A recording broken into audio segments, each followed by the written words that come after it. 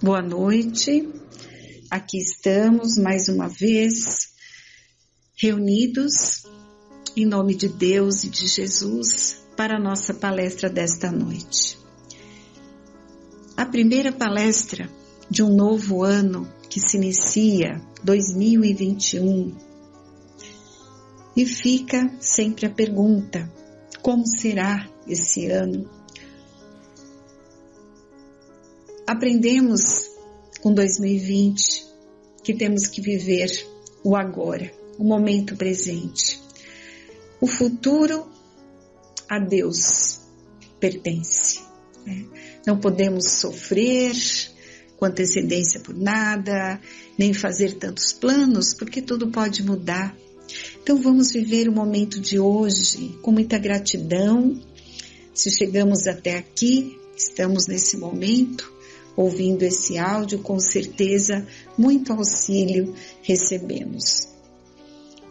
E o ano será bom a partir das nossas escolhas, né? Nós temos que repensar os nossos valores, combater as nossas imperfeições, dar uma nova direção à nossa estrada, nossa caminhada. Na realidade, né? Se começarmos por modificar nossos comportamentos equivocados, certamente teremos um ano mais feliz, mais produtivo. Lembram-se daquela frase em que Chico Xavier nos diz que Deus nos concede a cada dia uma página de vida nova no livro do tempo. Aquilo que colocarmos nela corre por nossa conta. É assim que acontece. Se vai ser bom ou se vai ser ruim, vai depender das nossas escolhas, não é mesmo? Então, para nossa reflexão dessa primeira palestra do ano, eu trouxe, iniciando sempre com o Evangelho segundo o Espiritismo, por Allan Kardec, do capítulo 17, Sede Perfeitos, onde ele fala dos bons espíritas. Aquele que podemos com razão qualificar de verdadeiro e sincero espírita, encontra-se num grau superior de adiantamento moral. O espírito já domina mais completamente a matéria e lhe dá uma percepção mais clara do futuro. Os princípios da doutrina fazem vibrar-lhe as fibras, que nos outros permanecem mudas. Numa palavra, foi tocado no coração, e por isso a sua fé é inabalável. Um é como músico que se comove com os acordes, o outro apenas ouve os sons.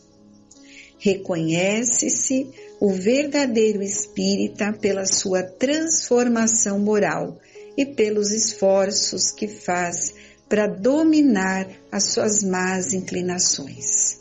Enquanto um se compraz no seu horizonte limitado, o outro, que compreende a existência de alguma coisa melhor, esforça-se para se libertar e sempre o consegue quando dispõe de uma vontade firme. Gravemos bem essa frase, que reconhece-se o verdadeiro espírita pela sua transformação moral e pelos esforços que faz para dominar as suas más inclinações.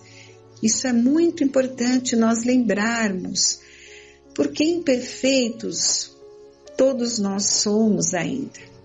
Estamos em evolução, em aprendizado.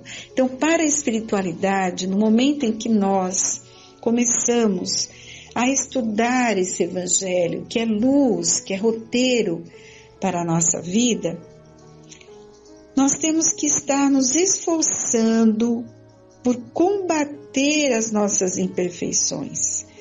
Pelo menos com o desejo e o esforço de a cada dia ser uma pessoa melhor. Então a gente tem que estar muito atento com a nossa transformação moral. E é isso que vamos refletir, já que estamos num novo ano, num tempo de transformação que está o nosso planeta. Então, esta frase é muito importante que gravemos, né? Santo Agostinho já nos dizia que todas as noites, quando formos dormir, deveríamos passar em revista o nosso dia, ver no que poderíamos ter sido melhores, os erros, os enganos. E isso não é para nos autotorturarmos, né? Não, mas para reavaliarmos, identificarmos de acordo com o grau pessoal de cada um e melhorarmos, reavaliarmos, identificar e tentar mudar. Por isso que Santo Agostinho foi tão sábio quando nos deixou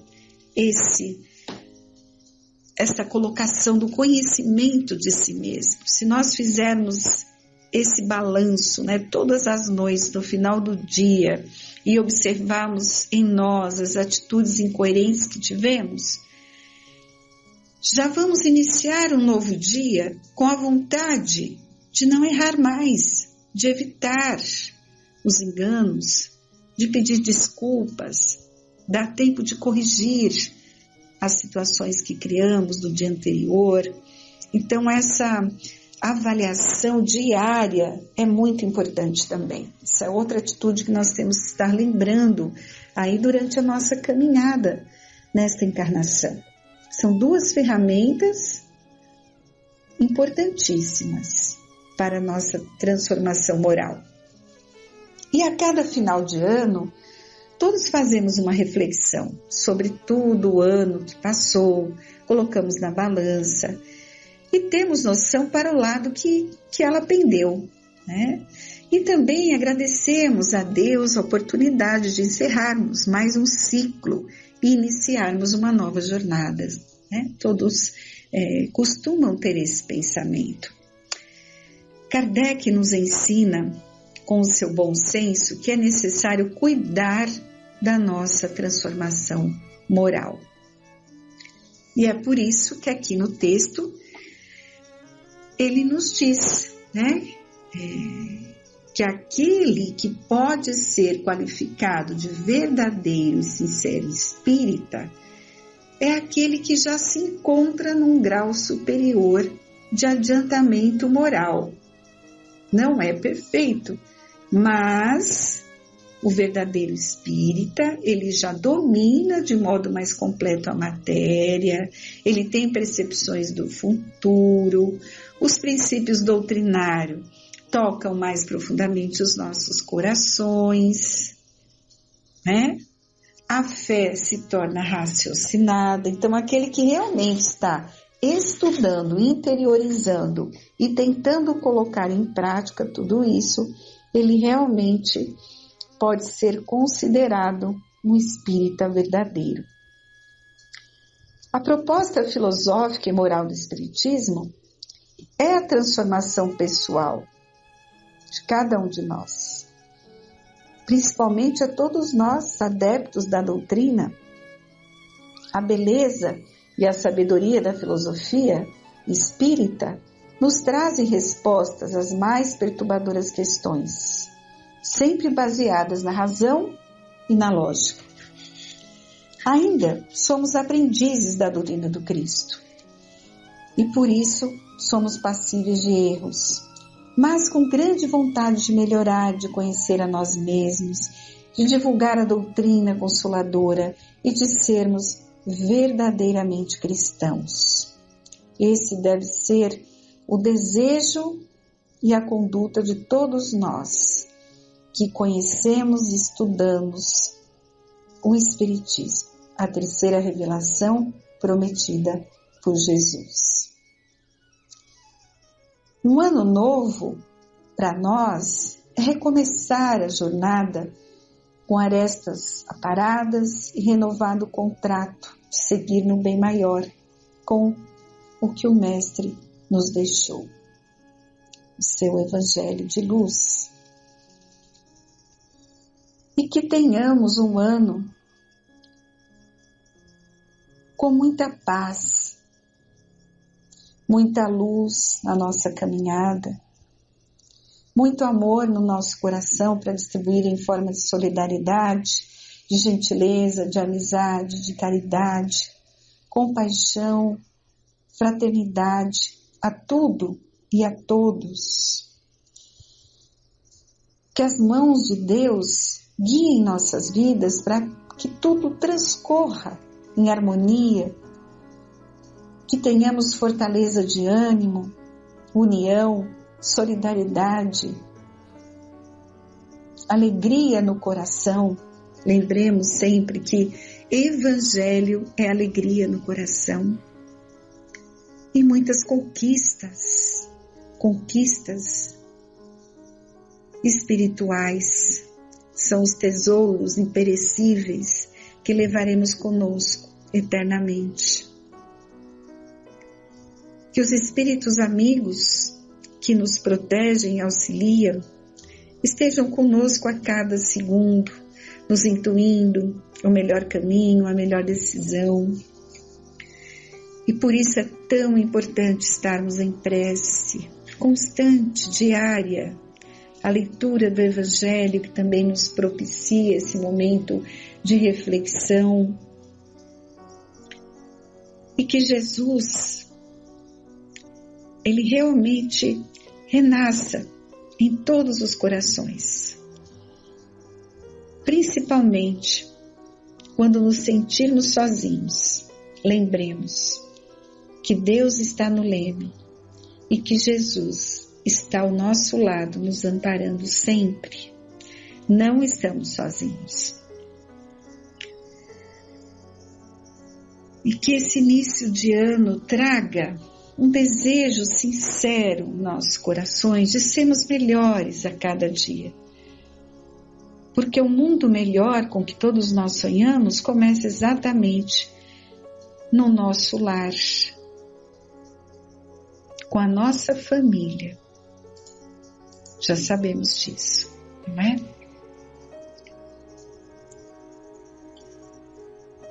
E quando a gente começa a ler, né, em todas as religiões, o que as pessoas esperam, o que as pessoas desejam, é muito interessante que, independente da fé e da crença de cada um, nós temos que tirar o aprendizado de tudo isso. É ter humildade, ter amor. Desculpa. A esperança. Sempre nos focando na transformação para um homem e um mundo melhor. E foi preciso, infelizmente, um vírus para mostrar para nós mesmos aquelas fraquezas que nós queríamos ignorar. Vai ser um novo ano 2021, né? E que os aprendizados de 2020 projetem luzes de humildade para o que vem pela frente. Que possamos reconciliar-nos uns com os outros, conosco mesmo.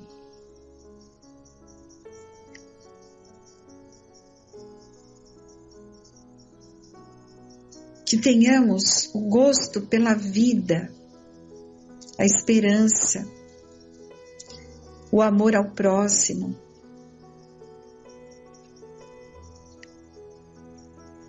Estamos vencendo, resistindo, tudo vai passar. E vamos olhar a humanidade, somos todos nós, com muito amor. Todos nós somos únicos e merecedores do amor de Deus. E este é o maior ensinamento de Jesus, temos repetido várias vezes: amarmos uns aos outros como Ele nos amou. Então, no início desse ano é muito importante desenvolver em nós essa capacidade de amarmos uns aos outros, amarmos como somos, diversos, diferentes. Tudo isso que aconteceu em 2020 foram obstáculos da vida, para que a humanidade ficasse mais madura, mais consciente, com mais fé, com esperança de construir e de recuperar o que foi perdido. Não foi fácil, mas o ser humano é dotado dessa capacidade e está vencendo.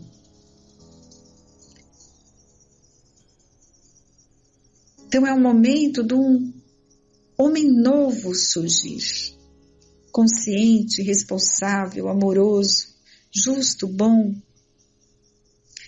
melhor preparado para compreender o seu glorioso papel nesse processo de transformação da nossa terra, do nosso planeta de paz, de renovação, de regeneração. Que estejamos fortalecidos, todos nós, os bons espíritas, os trabalhadores da última hora, os obreiros do Senhor, porque temos todos esses títulos, né? Porque já conhecemos de muito tempo o Evangelho, estamos tendo contato nessa presente encarnação com o Espiritismo, então estamos preparados para colaborar na construção de um mundo novo. E é nosso dever ter atitudes de esperança, consolando a tantos corações que necessitam de orientação nesse momento. E que estejamos em prece. Muita gratidão a Deus, que Ele nos fortaleça, que nos mostre o caminho a seguir, continuemos firmes no estudo da doutrina espírita. E assim, encerramos essa reflexão da noite, agradecendo em prece a oportunidade. E pedimos, Senhor, por todos aqueles que retornaram à pátria espiritual, que brilhe a vossa luz em cada coração, que os bons espíritos possam socorrer a todos e colocar muita paz no coração de todos os familiares, que possam compreender que seus entes queridos continuam vivos, só mudaram de plano e estarão ligados eternamente, porque para o amor não há distância. Então fica aqui o nosso pedido por todos que desencarnaram nesse momento de transição do nosso planeta, e que sejam assistidos e amparados pela espiritualidade superior. Daremos continuidade à segunda parte da nossa palestra.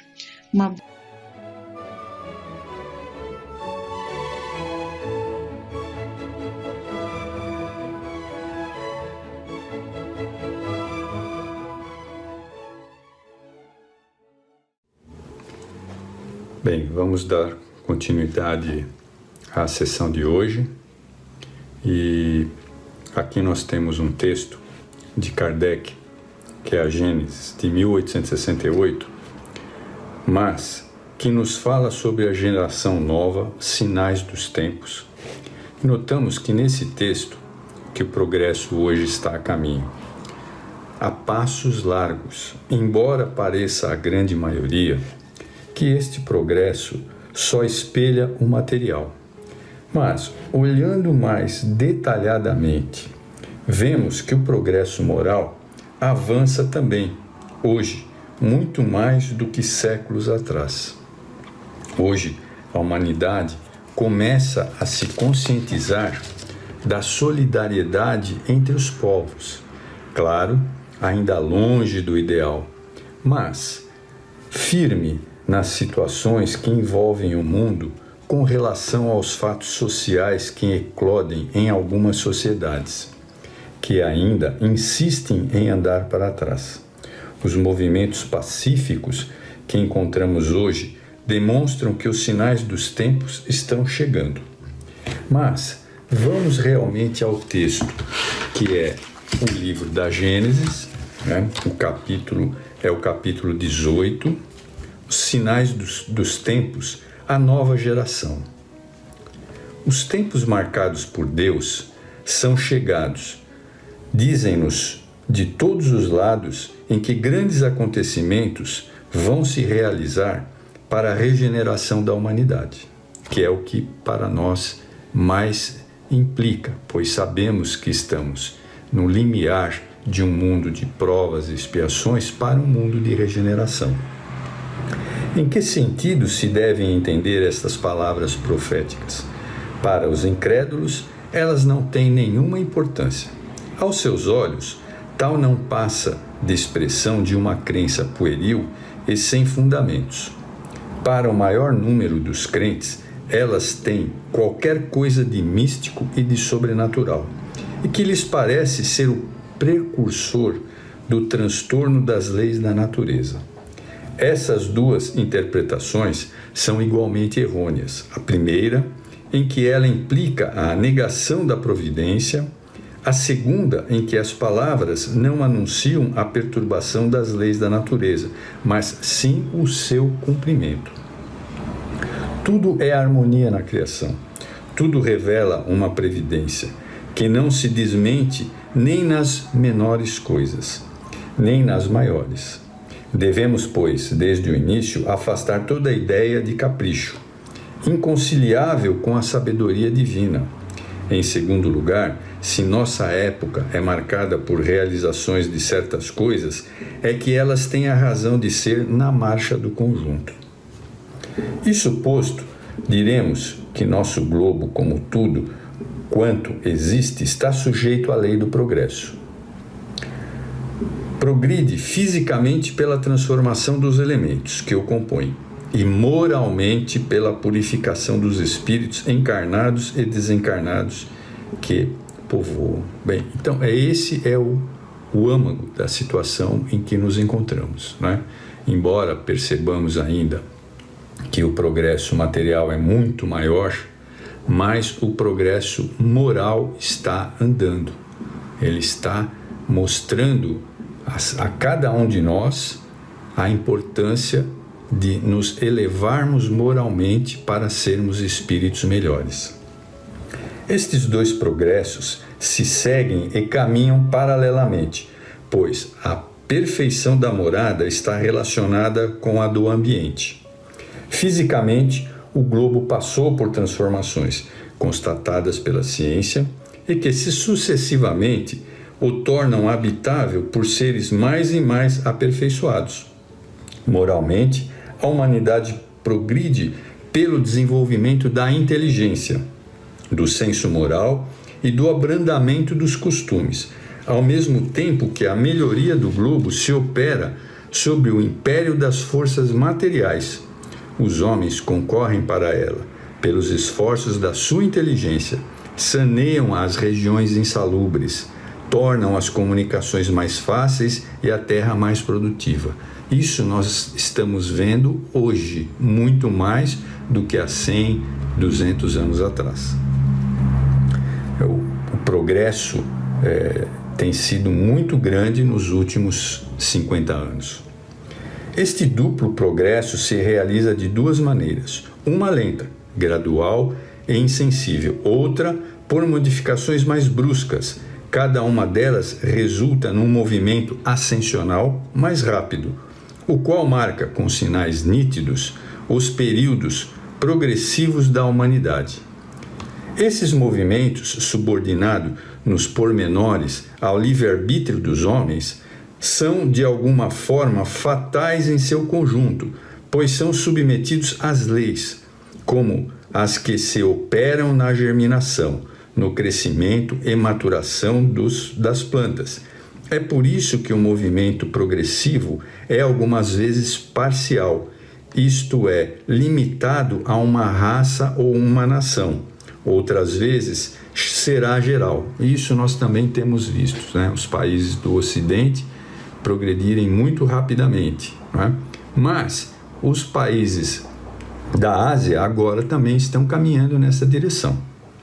O progresso da humanidade se efetua, pois, em virtude de uma lei. Ora, como todas as leis da natureza são a obra eterna da sabedoria e da presciência divina, tudo o que é feito dessas leis é o resultado da vontade de Deus, não de uma vontade acidental e caprichosa, mas uma vontade imutável. Portanto, quando a humanidade está madura para franquear um grau, pode-se dizer que os tempos marcados por Deus chegaram, como se pode também dizer que em tal estação são chegados os tempos para a maturidade dos frutos e a colheita. Da afirmação de que o movimento progressivo da humanidade é inevitável, porque Deus assim o quer, porque está na natureza, não se segue que Deus seja indiferente ao mesmo, e que, após haver estabelecido as suas leis, haja retornado à inação, deixando que as coisas se movam por si. Suas leis são eternas e imutáveis, sem dúvida, mas porque sua própria vontade é eterna e constante, e seu pensamento anima todas as coisas sem interrupção. Seu pensamento, que penetra tudo, é a força inteligente e permanente que mantém tudo em harmonia. Se este pensamento cessar de agir um só instante, quer dizer, se Deus parasse de pensar se isso que seria possível, o universo seria como um relógio sem pêndulo regulador. Deus vela, pois, incessantemente pela execução das suas leis, e os espíritos que povoam os espaços são seus ministros encarregados dos detalhes, segundo as atribuições relativas ao seu grau de adiantamento.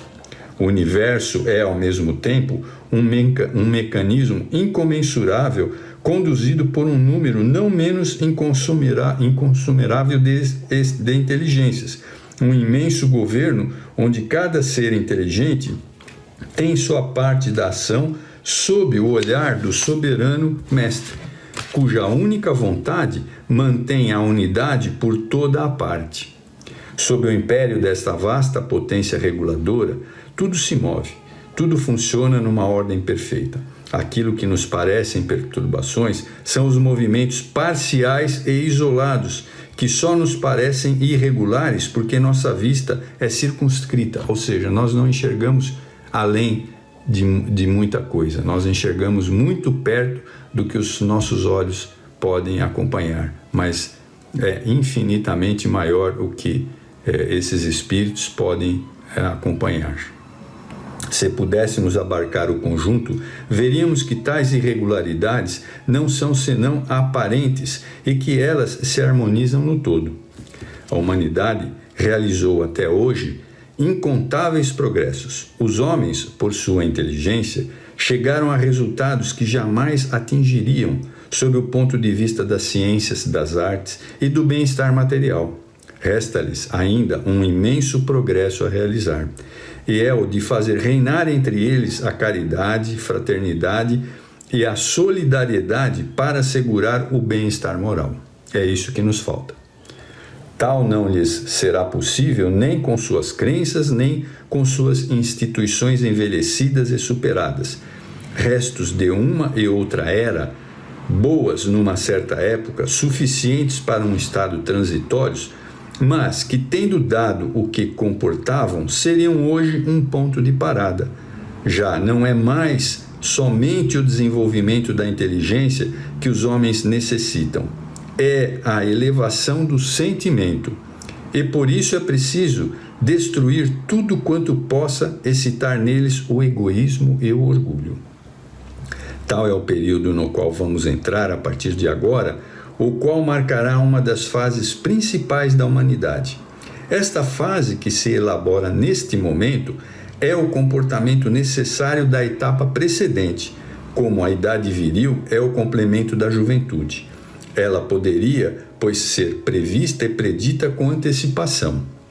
E é por isso que se diz que são chegados os tempos marcados por Deus. Nesse tempo, não se trata de uma mudança parcial, de uma renovação limitada a uma região, a um povo, a uma raça. É um movimento universal que se opera no sentido do progresso moral. Uma nova ordem de coisas tende a se estabelecer. Os homens, que maior oposição lhe fazem, trabalham nela contra a sua vontade. A geração futura, desembaraçada das escórias do velho mundo e formada por elementos mais purificados, encontrar-se-á animada por ideias e sentimentos completamente diversos dos que são adotados pela geração presente, que se retira a passos de gigante. O velho mundo estará morto e viverá na história, como hoje acontece aos tempos da Idade Média, com os costumes bárbaros e suas crenças supersticiosas, que felizmente estamos superando a cada ano que passa. Quanto ao mais, cada um sabe o quanto a ordem de coisas atual ainda deixa a desejar, pois, de ter alguma sorte esgotado o bem-estar material, que é o produto da inteligência, chega-se a compreender que o cumprimento de tal bem-estar só se encontra no desenvolvimento moral. Quanto mais se avança, mais se sente aquilo que falta, sem que, todavia, seja possível ainda defini-lo claramente. É o efeito do trabalho íntimo que se opera visando a regeneração. As pessoas têm desejos, aspirações, que são como o pressentimento de um estado melhor. Porém, uma mudança tão radical como a que se elabora não pode realizar-se sem comoção.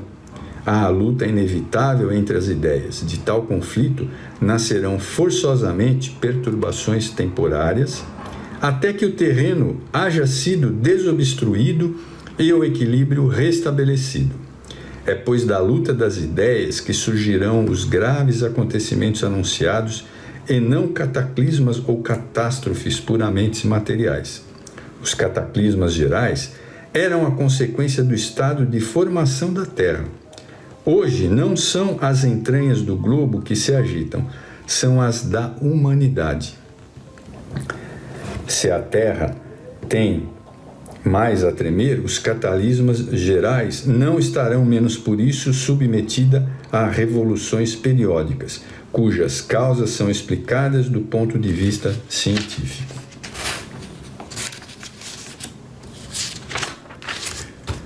Sim, certamente a humanidade se transforma como já se transformou em outras épocas, e cada transformação é marcada por uma crise que é, para o gênero humano, o que são as crises de crescimento para os indivíduos. Crises frequentemente penosas, dolorosas, que com elas arrastam as gerações e as instituições, mas sempre seguidas de uma fase de progresso material e moral.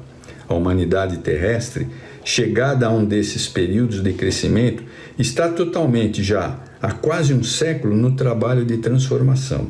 E é por isso que ela se agita de todos os lados, presa de uma espécie de febre e como que movida por uma força invisível até que retorne seu assento sob novas bases.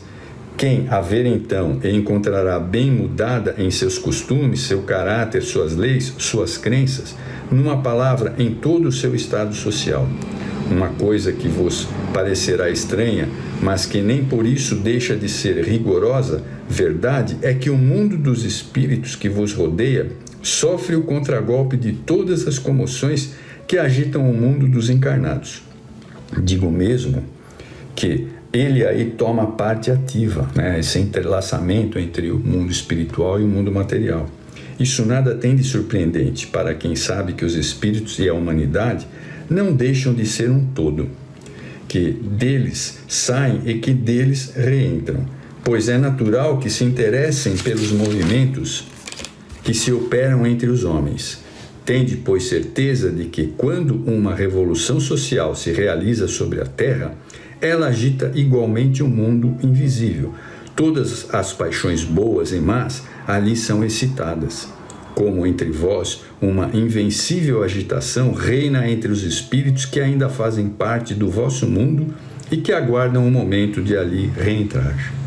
A agitação dos encarnados e dos desencarnados se juntam muitas vezes, e mesmo na maior parte do caso, pois que tudo se relaciona na natureza. As perturbações dos elementos físicos dá-se então por algum tempo uma verdadeira confusão geral, que passa como um furacão, depois do qual o céu volta a ser sereno e a humanidade reconstituída sobre novas bases, imbuída de novas ideias, percorre novas etapas de progresso. É no período que se abre que se verá florescer o Espiritismo e que produzirá os seus frutos, que nós estamos vendo hoje. É, pois, para o futuro, mais que para o presente, que vós trabalhais.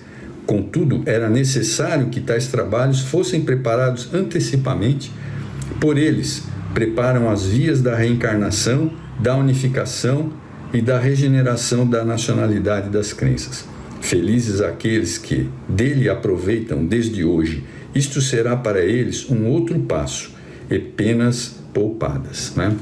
Eu quis colocar esse texto para nós porque nós estamos iniciando o ano de 2021 e, como sabemos, o ano de 2020 provocou grandes transformações na humanidade, que se refletirão para os próximos 5 e 10 anos. Muitas transformações ocorrerão. Eu quero agradecer a todos vocês, desejar um ano novo de paz, de realizações e de muita saúde. E assim vamos encerrando os nossos trabalhos da noite de hoje, orando. Pai nosso, que estais nos céus, santificado seja o vosso nome. Venha a nós o teu reino. Seja feita a tua vontade, assim na terra como no céu. Pão nosso de cada dia nos dai hoje. Perdoa, Pai, as nossas dívidas, assim como perdoamos aos nossos devedores. Não nos deixes cair em tentações. Livra-nos de todo mal, que assim seja. Graças a Deus, graças a Jesus. Uma boa noite e muita paz a todos vocês. Obrigado.